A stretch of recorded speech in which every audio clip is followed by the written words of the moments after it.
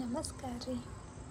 ನನ್ನ ಮುದ್ದಾದ 2 ಮಕ್ಕಳೊಟ್ಟಿಗೆ ನನ್ನ ದಿನಚರಿಯನ್ನು ಸಾಧ್ಯ ಆದಷ್ಟು ನಿಮ್ಮೊಟ್ಟಿಗೆ ಹಂಚಿಕೊಳ್ಳುವ ನನ್ನ ಈ ಪಯಣಕ್ಕೆ ಮರು ಆರಂಭ. ನಿಮ್ಮ ಪ್ರೀತಿ, ಹರಕೆ, ಹಾರೈಕೆ ಎಂದಿಗೂ ನನ್ನ ಮೇಲೆ ಹೀಗೇ ಇರಲಿ.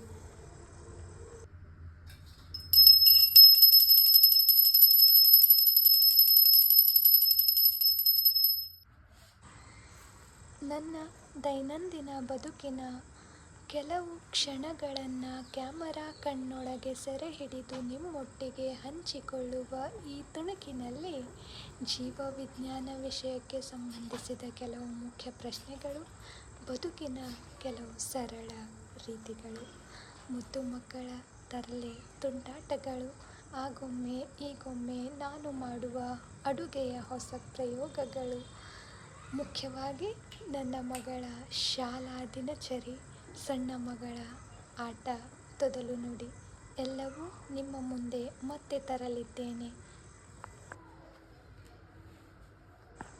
ಧನ್ಯವಾದ.